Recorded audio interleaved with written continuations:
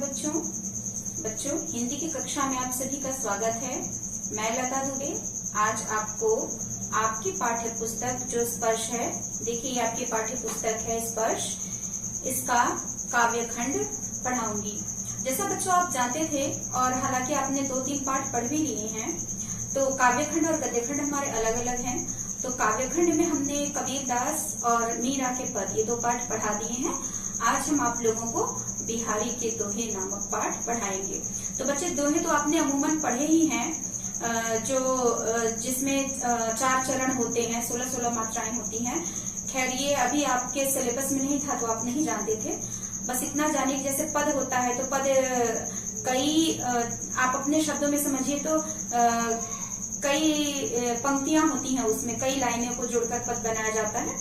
लेकिन जो दोहे होते हैं वो अमूमन 2 लाइन के ही होते हैं। तो बच्चों आज हम आप लोगों को आपके पाठ्य पुस्तक का पाठ बिहारी के दोहे नामक पाठ पढ़ाएंगे। तो बच्चों जब भी हम पाठ पढ़ाते हैं तो एक बार उस कवि के बारे में जान लेना हमारे लिए आवश्यक होता है। हालांकि आप कहेंगे कि क्या आवश्यकता है, हम तो इसके पहले कभी पढ़ते ही नहीं थे या पेपर में नहीं आता है। हम पढ़ाई कर रहे हैं तो केवल इसलिए नहीं पढ़ रहे हैं कि पेपर में क्या आएगा और हमें क्या लिखना है। हमें उस पाठ के बारे में, उस वस्तु के बारे में संपूर्ण जानकारी होनी चाहिए। इसी प्रकार से हम जब पाठ पढ़ते हैं तो हमें उस कवि के बारे में भी जान लेना आवश्यक होता है। बच्चों तो आज हम बिहारी दास जी के बारे में एक संक्षिप्त परिचय जान लेते हैं, उनके बारे में आपको बता देते हैं।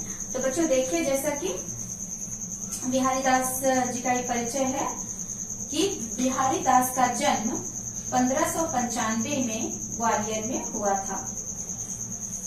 बिहारी दास के पिता का नाम था आचार्य केशवदास, यानी इनके पिता का क्या नाम था? आचार्य केशवदास।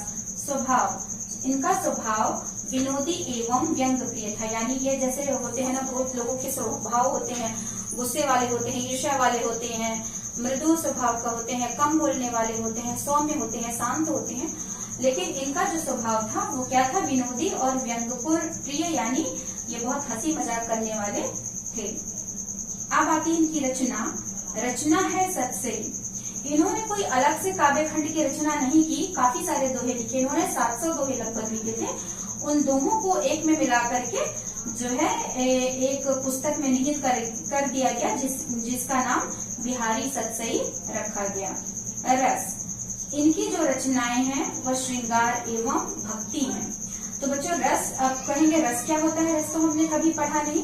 तो मैं आपको बता दूं कि जब हमें किसी भी काव्य या साहित्य को पढ़ने के बाद जो हमें अनुभूति होती है, जो हमें आनंद प्राप्त होता है, वो रस होता है। जैसे मिठाई खाते हैं ना, तो जब मिठाई देखने में तो मिठाई लगती है, लेकिन जब हम खाएंगे तब न जानेंगे कि वो मीठा है, कि उसमें बहुत ज्यादा मीठा है या कम मीठा है। उसी प्रकार से जब हम काव्य या साहित्य को जब पढ़ते हैं उसके बाद जो हमें वो आनंद की अनुभूति होती है उसे रस कहते हैं। तो बिहारी दास जी के जो दोहे हैं वो ज्यादातर श्रृंगार रस और भक्ति रस की रचनाएं इन्होंने की है। आगे है भाषा। तो बिहारी दास जी की भाषा है ब्रज। ज्यादातर इन्होंने ब्रज भाषा में ही अपनी रचना की, लेकिन कई जगहों पे रहने के कारण, जैसे हम होते हैं ना कि कहीं रहने लगते हैं तो उस भाषा का प्रभाव हमारे ऊपर पड़ता है। तो ये बुंदेलखंड में काफी समय तक रहे, तो इनकी रचना पर बुंदेलखंडी और एवं पूर्वी का भी प्रभाव देखने को मिलता है। मृत्यु, बिहारी दास की मृत्यु सन 1663 ईस्वी में हुई। तो एक बार हम इनका संक्षिप्त परिचय जान लेते हैं। बच्चों पुराने पर हम चलते हैं। बिहारी दास का जन्म सन 1595 में हुआ था। लिखा हुआ है, आप लोग हिंदी कम समझते हैं लेकिन समझना हमारे लिए आवश्यक होता है। 1595 में हुआ था। पिता का नाम आचार्य केशवदास था। स्वभाव इनका विनोदी एवं व्यंग्य प्रिय था। रचना इनकी सतसई है, जिसमें 700 दोहों का समाहार है, यानी 700 दोहे ये सतसई नामक इनके पुस्तक में लिखी गई है। रस, श्रृंगार एवं भक्ति। भाषा इनकी ब्रज, बुंदेलखंडी एवं पूर्वी, और मृत्यु इनकी 1663 ईस्वी में हुई है। तो बच्चों जो है ये हमारा जो कवि के बारे में हमने संक्षिप्त परिचय जान लिया। अब हम इनके पदों को देखेंगे। तो आइए अब हम इनके पदों पर चर्चा करते हैं। देखना बच्चों, आपका पहला दोहा है, सोहत ओढ़े पीत पट श्याम सलोने गात, मनो नीलमणि शैल पर आतप पर्यो प्रभात। तो बच्चों नीचे मैंने शब्दार्थ भी लिख दिए हैं। ये देखिए, पीत, पीत मतलब पीला, पट, पट मतलब वस्त्र, शैल मतलब पर्वत, आतप मतलब धूप, और प्रभात का अर्थ होता है प्रातः काल। तो एक बार फिर से दोहे और हम शब्दार्थ देख लें कि सोहत ओढ़े पीत पट श्याम सलोने गात, मनो नीलमणि शैल पर आतप पर्यो प्रभात।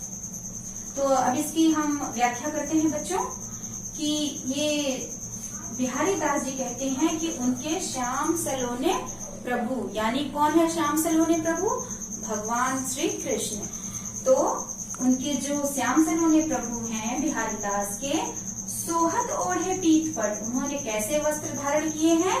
पीत पट, यानी पीत मतलब पीला, पट मतलब वस्त्र, पीला वस्त्र ओढ़े मतलब पहना हुआ है, और वो क्या हो रहा है? शोभा दे रहा है। एक लाइन में इसका अर्थ कि बिहारी दास जी के जो श्याम सलोने प्रभु हैं, उन्होंने पीला वस्त्र धारण किया हुआ है और वह बहुत ही शोभायमान है, बहुत ही सुंदर लग रहा है। तो कैसा सुंदर लग रहा है बच्चों? मनो नीलमणि शैल पर आतप पर्यो प्रभात, मानो नीलमणि पर्वत पर। तो नीलमणि पर्वत की उपमा क्यों दी? क्योंकि भगवान का रंग कैसा है? सांवला है। तो सांवला, तो भगवान सांवले, वो सांवले नहीं है जो हम आप, वो नील वर्ण के हैं, इसलिए नीलमणि की उपमा दी गई है। तो मानो नीलमणि शैल पर, मानो नीलमणि पर्वत पर कैसा लग रहा है? आतप पर्यो प्रभात, आतप यानी धूप, पर्यो मतलब पड़ना, प्रभात मतलब सुबह का, यानी कि मानो नीलमणि पर्वत पर सुबह की धूप पड़ रही हो। तो हम एक बार इसको पुनः पूरा दोहरा लेते हैं कि सोहत ओढ़े पीत पट श्याम सलोने गात, मनो नीलमणि शैल पर आतप पर्यो प्रभात, यानी जो बिहारी दास जी के प्रभु श्री श्याम सुंदर हैं, उन्होंने पीला वस्त्र धारण किया हुआ है और वह बहुत ही शोभामान हो रहा है, बहुत ही सुंदर लग रहा है। तो कैसा सुंदर लग रहा है कि मानो नीलमणि पर्वत पर प्रभात की धूप पड़ रही हो। बच्चों, आप में जो दूसरा दोहा है वह है, कहलाने एकत बसत अहि मयूर मृगबाग, जगत तपोवन सौ कियो दीरघ दाग निधाग। इसके हम शब्दार्थ एक बार देख लेते हैं, फिर हम इसकी व्याख्या करते हैं। बसत, बसत मतलब वास करते हैं या जहाँ रहते हैं। अहि मतलब सांप, मयूर का अर्थ है मोर, मृग का अर्थ है हिरण, जगत का अर्थ है संसार, तपोवन का अर्थ है वह वन जहाँ पर तपस्या करने वाले ऋषि मुनि रहते हैं।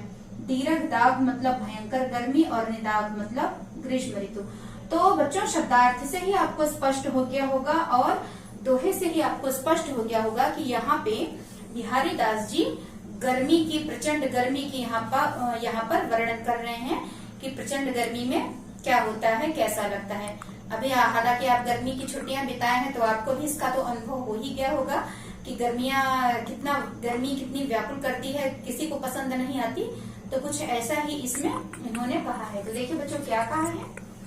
कहलाने एकत बसत अहि अहि मयूर मृग बाघ।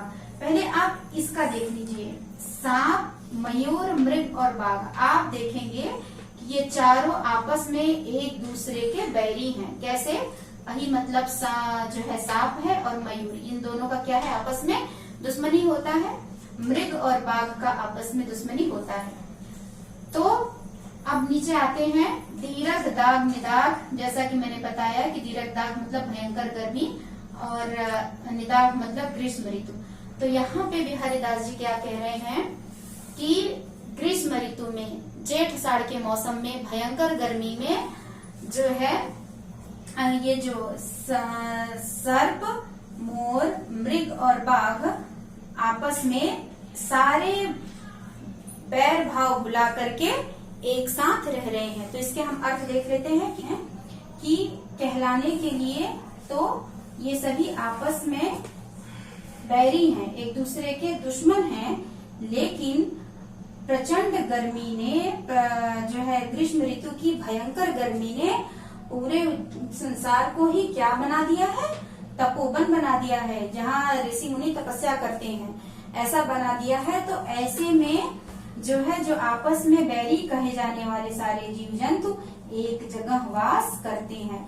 यानी देखिए, एक बार फिर से देख लीजिए कि कहला ने एकत बसत अहि मयूर मृग बाघ, यानी कि जो आपस में बैरी कहे जाते हैं वह सभी जीव जंतु इस प्रचंड गर्मी के कारण तपोवन की भूमि की भांति एक जगह ये आपस में रह रहे हैं। यानी इन लोगों ने सारे बैर भाव अपने भुला दिए हैं और सभी लोग छाया की तलाश में या एक जगह पे शांति की तलाश में एक जगह ये लोग वास कर रहे हैं। तो बच्चों, ये जो दूसरा दोहा है यह भी हमारा पूर्ण हुआ।